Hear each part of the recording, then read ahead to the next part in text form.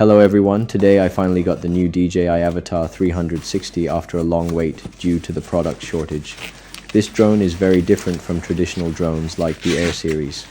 The Dji Avata 360 is an immersive FPV drone featuring dual 1/1.1 inch sensors that capture 8K 60 frames per second HDR or high dynamic range 360-degree video.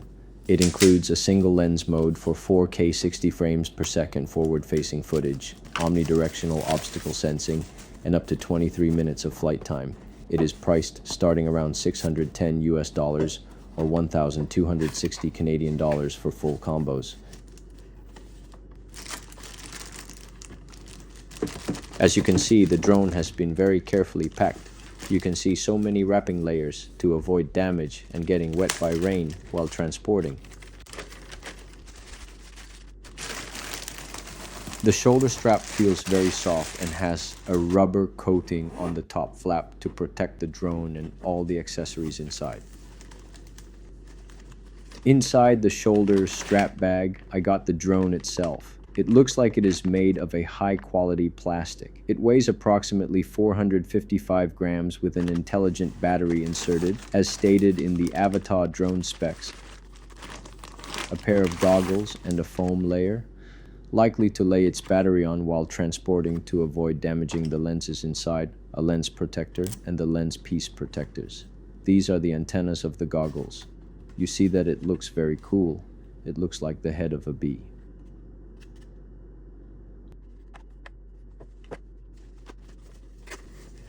A landing pad. It's a foldable landing pad, which is very convenient. I can fold it up and put it inside the shoulder strap bag. I'm sure this pad is used for landing and avoiding scratching or damaging the lenses of the drone since its lenses are convex. A Motion 3 controller, which uses my natural wrist movements to direct the drone's flying direction. And this trigger, when I pull, the drone will fly forward, and when pushed, the drone will fly backward. And what are these? These are batteries and a charging hub. This hub has a USB-C input where I can plug into a 65-watt or 100-watt charger. If using a charger lower than 65 watts, the hub will charge the batteries one by one, starting with the battery that has the highest power remaining, and it takes more time to fully charge all three batteries. I have also posted another video about how to fly the Air 3S all day using a power bank. So watch that video to see if you can use that homemade power bank to charge the Avata 360's batteries. For fast charging, you need to use a 65-watt or 100-watt charger. It will charge all three batteries simultaneously. As you can see, one of these three batteries seems to be fully charged when I take them out of the box. This side button could have been pressed before they were packed and shipped. Now I can use this battery to insert into the drone and do some setups. Inside this mesh pocket, I also got a cleaning cloth, a hex wrench, likely for changing the propellers, a charging cable, an instruction booklet, and 4 spare propellers. So, wrapping up, Dji Avata 360 has a camera specification of 1/1.1 inch square CMOS sensors with 64 effective pixels each.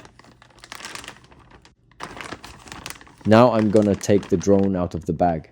The drone feels compact, aggressive, and really modern in hand. It looks very sleek and solid, and I'm pretty sure it is made of a high-quality plastic, as the nature of this kind of drone requires it to endure the impact when colliding with obstacles. To remove the lenses cover, I just need to hold the top and bottom of the cover and slowly pull it out. And to replace it, just align it with the slots on both sides of the frame and slide the cover in. Pay attention that the cover has an arrow and 2 embossed lines on the top side and 3 embossed lines on the bottom side, so you won't ever misalign it. To remove the lenses cover, I just need to hold the top and bottom of the cover and slowly pull it out. In this resting position, after removing the cover, I can see that one lens physically faces forward and the other faces backward or inward toward the body of the drone to protect the optics. When you take off, the dual camera module automatically rotates to a top and bottom vertical position. This allows the drone to capture a complete 360-degree view of your surroundings, including everything around and beneath you, without the drone's body blocking the shot. If you switch to single lens mode via the controller's screen or goggles, the camera module will lock into a fixed position so that a single camera faces directly forward, capturing traditional 4K FPV. The camera has an 8K resolution at 60 frames per second in 360-degree mode, 4K at 60 frames per second in single lens mode, photo resolution of 120 megapixels or 30 megapixels, spherical shots, maximum aperture of f1.9. And that is it for the unboxing video. I will post the next video on how to set up and do an indoor test flight. So stay tuned and watch it. Please tap like and subscribe to my channel so you won't miss it. Thank you for watching.